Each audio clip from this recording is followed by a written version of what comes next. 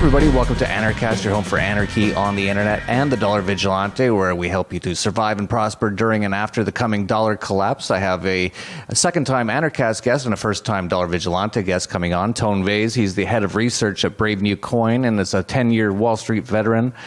His experience revolves around the area of risk analysis and trading, and he's a big believer in sound economics and an advocate for personal liberty, freedom, and privacy. And he's also quite an expert on Bitcoin, and that's why I have him on today, because not only is he going to be speaking at Anarchapulco, the world's largest narco-capitalist conference, this February 19th to 21st, he's also going to be speaking at the Dollar Vigilante Internationalization and Investment Summit, which will be held on the day before Anarchapulco on February 18th on Bitcoin, because there's a lot of people who are very interested in Bitcoin. They want to look at ways to invest in it, trade it, and Tone's excellent when it comes to trading. In fact, at the Anarchapulco of 2015, he did two speeches, and in his first speech, he recommended a trade, and he did a live trade at the event, and at the second part of his speech, he came back, and the trade actually made some money, so that was good. So, Tone, great to talk to you again. Thanks for having me on, Jeff. That was a great intro. You covered everything pretty much. Well, not everything. I'm sure there's more to you than just all that. But as far as Bitcoin is, yes. And you work at, as well, you're a head of research at Brave New Coin, which is a great site for people who don't know about it. I enjoy a lot of the content they put out there, and a lot of interesting things going on in the Bitcoin world. Why don't we just start there with, actually, let's get started right with the basics. So let's talk about why you got interested in Bitcoin. Just briefly, I know we talked about that on our first Anarchast, and then we'll go into some other things. Yeah, no, that's interesting. The previous time, my first time I did Anarchast, I was doing it from a conference room at the office right downtown Manhattan. I have now quit that job. It's been, I think we did that one back in January. So around June, I quit that job, and now my full-time gig is pretty much Brave New Coin, and going around the world, speaking at events, doing some trading. So I'm enjoying life right now. And all of that thanks to discovering Bitcoin. I just really believe in what I do, and I think I'm happy working for the first time in a long time. Yeah, that's great. That's wonderful. And that's what Bitcoin, one of the great things about it is it's evolutionizing the entire finance and money system and banking system. And just a huge, you must be, even this year alone, since we last spoke almost a year ago, you must be almost surprised at the developments, the amount of companies coming out with new products. And even I saw Brave New Coin just yesterday, I believe, had some, it looked like a really interesting new product as well. Yeah, we're, I wouldn't say we're pivoting. That was always the plan. It started out as a content site. That's what it probably looked like to everyone at first. But on the back end of it, what we were doing is we were collecting data, trading data, pricing data from all of the exchanges. And we have a lot of this data now, and we're putting it to use. One of the things we just launched is an index, which I helped design. One of the reasons why I joined this company, because I saw potential there where I can utilize some of my skills that I used to do over in the risk analysis space. We put together an index that some of the wallets are already using for settlement. And we're also have a lot of historical data that we're looking to now resell to Wall Street. As you know, they're all going crazy over the blockchains. They don't believe in Bitcoin. I mean, Jamie Dimon came out and said flat out, oh, Bitcoin, you're wasting your time. It's the underlying blockchain technology. That's the future. And I, of course, think that's ridiculous. And sooner or later, they're going to realize that it is Bitcoin that is the revolutionary aspect, not the underlying technology. And when they do, they're going to need the data, because they're going to have to build risk models. They're going to have to, they might start investing, and we will have that data for them. And of course, it's not going to be free, which is a little niche. It's really hard to make a profitable company in the Bitcoin space. It is really, really hard, because Bitcoin was designed to be this virtually almost free a value transfer over the internet. So how do you make money on that? That's a real challenge. A lot of companies are coming up in the space, but there's also a lot of companies that aren't doing too well, mostly because it's really hard to monetize an idea in Bitcoin. What do you think about that? Yeah, no, it's so interesting. It's fascinating, absolutely fascinating, and that's why I recommend to people to check out the book, the Satoshi Diaries. I think that's the name of the book, or no, sorry, the Book of Satoshi. That's what it's called. I wrote the foreword for it, so I should know. But it actually transcribes all of whoever Satoshi was, all of his ideas way back in 2008 and 2009, and really shows the evolution of trying to create this new currency, which is changing. It's going to change the world. Already has changed the world in some ways, and it's going to change the world dramatically, in my opinion. Yeah, and I'm actually not a big fan of calling it a currency. I'm always try to be careful. I know it sneaks in every now and then with when I say it as well. I try not to call it a currency. I try to use the term medium of exchange, because when you say currency, you're expecting something that is stable, and Bitcoin is certainly not stable. It fluctuates in value a lot. Some can say it's a good store of value because these fluctuations are in an upwards direction, but not everyone is willing to hold that long term. I mean, emotions get involved. So it's even hard to call it a good store of value right now. But what Bitcoin does really, really well, and clearly the banking sector hasn't figured this out yet, is it's frictionless value transfer, and it's censor-less value transfer. And that's important. The central banks are figuring this out. There was a recent article, and we covered it as well on Brave New Coin, but many other sites did as well. There was a report coming out of the Bank of International Settlements that is talking about this. There was a speech by a central banker in Canada that's talking about this. They're basically saying, well, in the world of Bitcoin, it will be a little harder for us to do monetary policy. And you're just sitting here reading, going, yes, that's the point. If people can run away from your monetary policy and move their capital through Bitcoin or hide in Bitcoin, what does that say about your monetary policy that you think is correct? Yeah, absolutely. And I don't know if you saw this recently, but Ralph Nader came out with quite a scathing letter to the Federal Reserve, essentially calling them a private cabal that's destroying savers, and they should just get out of manipulating the economy and manipulating the price of money and the interest rates. That was interesting. And so we're definitely seeing, not only with Bitcoin, but even with a person like Ralph Nader, people starting to wake up to, this isn't good to have some sort of communist-style centrally planning of the money system. Yeah, and it's just getting worse. I mean, with every decision, you gotta make more decisions. Right now, they're about to start talking about whether to hike rates in December. That's going to be interesting. I happen to think that they probably will. My view on the Fed is they have no idea what they're doing. They really have no idea what they're doing. They're making these rate decisions as they go. They have no idea right now what they're going to do. They're going to look at the economy like the week before they need to raise the rates, mostly at the stock market. And then they're going to say, which decision do we make that will have the least amount of violent trader investor reaction? And that's the decision they will make. So if the stock market is doing good and it's rising, and they get this feel that, oh, you know what, people are comfortable, we can raise rates, it's not going to cause havoc in the global economy, they'll raise them. But if they feel like it may cause havoc in the global economy, they won't. I mean, otherwise, I honestly don't think they know what they're doing. No. And they're also put into a corner because of the amount of debt out there now. Yeah. But they've been put into a corner almost from the beginning. Like the more I'm starting to read more about the history of the Fed, and it's pretty interesting. I think it's very misunderstood. I think the Fed is terrible, but the more I read about it, it's like, yeah, you know, the original vision of the Fed wasn't bad. It was something that was needed. It was something that was important. It was something that was going to be beneficial.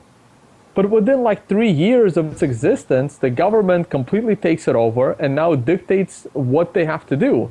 And that's when everything, you know, went to hell pretty much. And that's how it usually happens. How many good ideas just turn into complete nightmares, and even sooner than most predicted, they would turn into nightmares. Yeah, and it's a total nightmare right now. And the central banks around the world are just printing money, as so many of these governments are so indebted now. So with the U.S. government with nearly $19 trillion in debt now. So if interest rates rose to 10%, which isn't a crazy high number, that would be nearly $2 trillion per year in interest payments alone. And that's pretty much the entire tax base or extortion-based revenue of the U.S. government. Yeah, no, those are the two problems. The two biggest problems with our monetary system. I don't even think the debt is all that bad. It's not percentage-wise high. We have a strong economy. There's still a lot of entrepreneurs here, which if they leave, then the country's in trouble. The debt number itself isn't that big, but you have to realize that like 60-70% of the debt is accumulated interest over the last 50 years, right? So it's not like they're borrowing a lot, but this interest is slowly rolling in. And then you go into this question, well, why is there interest on national debt? Why are we paying interest to ourselves? Why couldn't they just print money instead of borrowing money, and now our debt would be 60% smaller? Right, so it's like these like puzzles that people don't really think about. It's like, oh, the government can't print money, you can borrow it. Yeah, but now you're in a situation where 60% of the payment is interest, and to who? Right? So had they only printed the same what they needed, our debt would be 60% smaller. And the bigger problem, of course, is the unfunded liabilities. That's where the real problem comes in. That's upwards of 100 trillion. And when that check bounces, I don't want to. I want to be somewhere else. I don't want to be here. Yeah, absolutely. And that's the great thing about Bitcoin is that no one can control it and print up lots of it if they want to, if their buddies get in trouble, like what happened in 2008. So it's going to be really interesting to see. And I know with Bitcoin recently, when we first talked in January, I don't remember the price, but it's probably around 300, if I remember correctly. And then it went down and it was around 200 to 250 for a lot of the year. And it was actually pretty based for a lot of the year, around 230 to 250, and I actually commented over the summer that this is the most unvolatile that Bitcoin's been in since I've been watching it. And I said, I think for those that have been waiting for a time to get in, it is a good time. And then all of a sudden, during October, it rose from around 230 to nearly 500 for a few seconds. It was really only briefly over 450 as far as I can tell. And now it's back down near 300. So has Bitcoin returned to its old volatile ways, or what's going on? I don't think so. I'm not sure. It's hard to say what caused that move. It was all speculation, and you can tell that it was all speculation in hindsight because the volume that took effect during that time has completely disappeared. So it was speculation. Everyone was throwing out their guesses.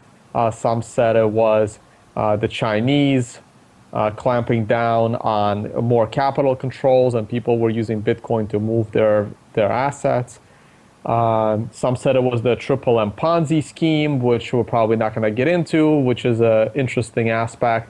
A lot of people were talking about that, but if it really was that, I mean, I don't think the Ponzi scheme imploded, and there's not that kind of volume going into it. I mean, Ponzi schemes usually ramp up over time and then they implode. My guess is it was a combination of a lot of things. That right in the beginning of that rally, Bitcoin was also featured on the front cover of The Economist. So you kind of have all these things happening at once, and then speculators start doing what they do best, and then other people are jumping in based on the fear of missing out. Every time people say FOMO, that's fear of missing out. And of course, reality sets in. I was bullish in my writing on the price of Bitcoin, but around 275, 300, I said, you know what, this is where you start to hold. You shouldn't be buying at that point. It flew to 500. I'm still kind of short. I don't think we bottomed yet. I just don't think so. when these things go up like that, they start to have that exponential rise. And when they collapse, they usually come down to the base. So we started this exponential rise from that 250, 275 area. And that's still the overbought area to me at the time. So unless we go back to the 500 mark, I still see that condition as needing to be retested. So I'm still looking for prices to fall under 300. But I think we're on the right path. I mean, Europe is much closer to a complete collapse of their currency. And I'm sorry, people don't like it when I say these things. Bitcoin was created in 2009 right in the aftermath of the last financial crisis. And its future is really tied to the problems in our fiat system. If everything in our current financial system was going great and people were happy, there wouldn't be a need for Bitcoin. It developed out of necessity.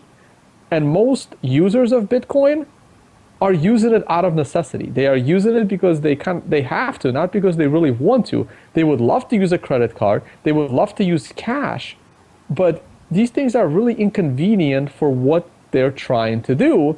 And Bitcoin fits in perfectly. And people don't like it when I say this, but that's just the truth. I mean, it's the truth. If you don't like it, then, I don't know what else to tell you. Well, I definitely agree that the main reason that Bitcoin has become so important and so popular and is growing is because the fiat system is falling apart. And people see that. And as well, the entire world is becoming so regulated. It's almost getting so hard to get a bank account almost anywhere. Try transferring money anywhere in the world. That is not easy or fun or cheap. And Bitcoin is a response to that. And just the amount of money printing that all these central banks are doing, people are just looking for other options. And I think Bitcoin is attractive for that reason as well. Of course, Bitcoin is just so much easier to use in general than a lot of other financial things. To transfer $1 million in Bitcoin from me to you right now takes about 1 second.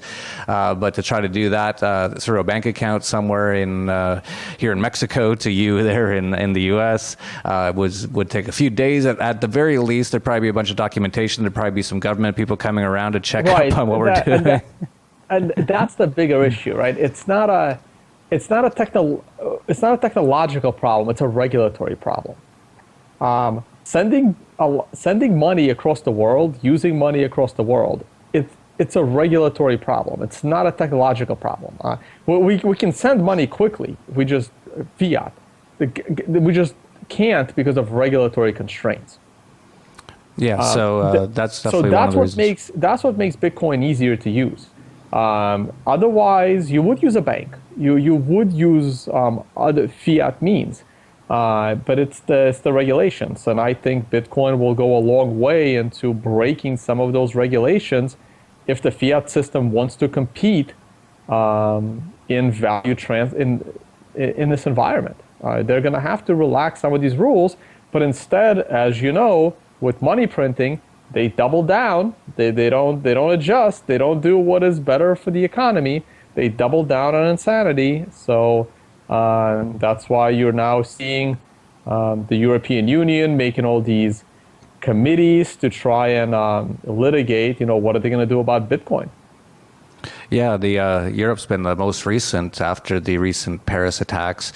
They tried to blame it on the terrorists used Bitcoin, which is hilarious because the number one most used currency in the world for any sort of thing, including weapons trafficking, which is mostly done by the U.S. government, the CIA, drug laundering, which is mostly done by the CIA and the U.S. government, and money laundering, which is mostly done by HSBC and other groups like that.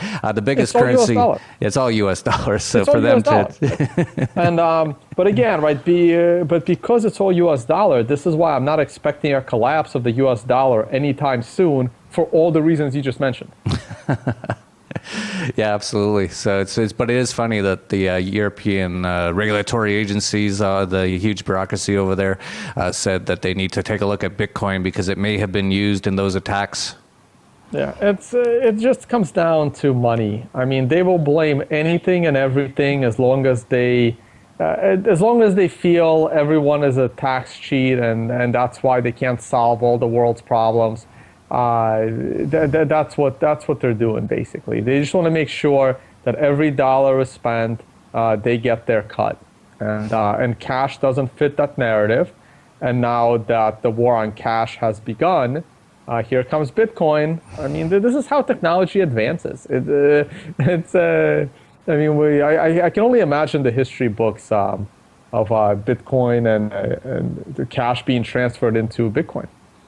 Absolutely. It's going to be interesting. It's already been fascinating just since 2009. I found out about it in 2011 and around $3. And it's already been fascinating. As soon as I found out and really understood what it really was, I knew this was going to be something that was going to be fascinating, interesting, and change the world. And it's starting to now, which is really interesting. And I can only imagine what's going to happen over the coming years. So why don't you let people know what you plan to talk about at the Dollar Vigilante Investment and Internationalization Summit and Anarchast that's coming February, and also let people know about anything else you want to talk about Bitcoin and where they can find more about you at Brave New Coin. Sure. Well, I'm basically, I would have to gauge the audience to see how familiar they are with Bitcoin, because I know a lot of the audience of this type, they're very high on gold. They're very high on gold. They're very high on silver. And in my presentations, I try to diversify their belief into why Bitcoin is important and what are some of the drawbacks of gold, and why you really, if you're a gold believer, why you really want to diversify some of that into Bitcoin. And I'll also talk about some of the better ways of acquiring Bitcoin, some of the better ways of using Bitcoin, because security is not easy. I mean, securing your own Bitcoin is not simple. Like some say, you're not really a Bitcoiner until you've had some of it stolen. So that's what makes you a true Bitcoiner, because security is really, really difficult. So these are the kinds of things I would talk about in order to help people understand Bitcoin and how they can secure some of that wealth and how it can be used to do this value transfer in case it needs to be done.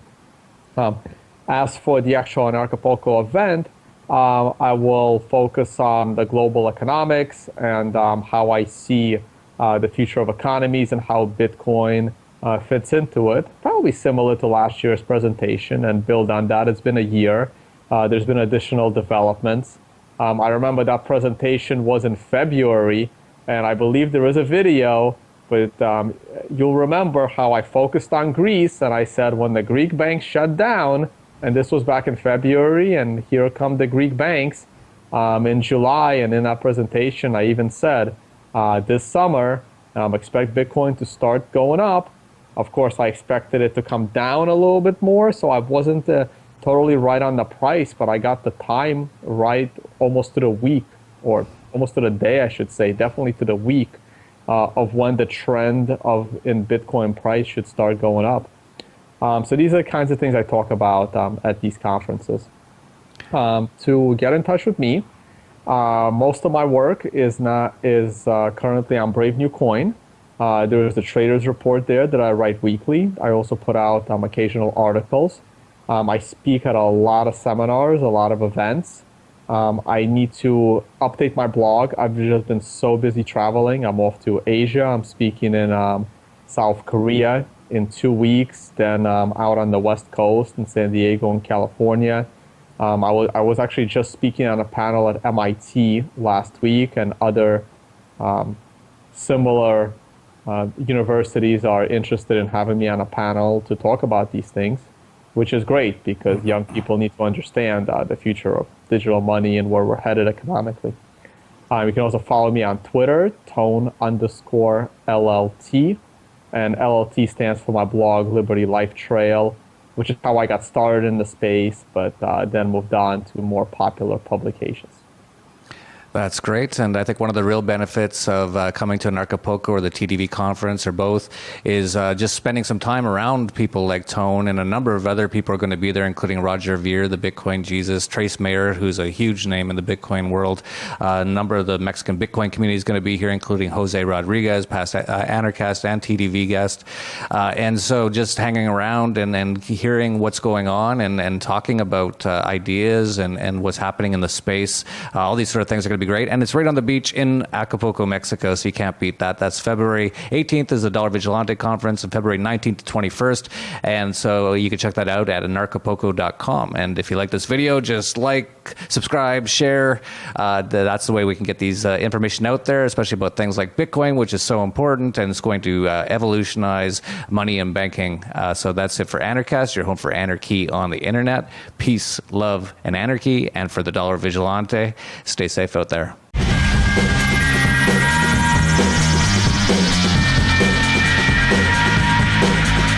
Concept of digital scarcity really excited me because I knew this was going to pave the way for entirely new industries to be built upon this concept, and it's really digital scarcity. I can't really stress that term enough. It's a new word that, you know, in the 21st century we're going to have to get used to, because we're used to unlimited data. Bitcoin is not only the coin, as we most know, and I hope more people will get into this and see that it's not only a coin, but it's also a system. One of these applications, of course, is Bitcoin, and it's also a financial system. It's the most transparent and uncorruptible system I have seen from the insights up till now. DNS is the secret sauce that makes it all work. So all of the current and future battles over control, over choke points, over freedom of speech, what's permitted, what's not permitted, it's all going to take place in the DNS sphere. From Acapulco, Mexico, this is Anarchast.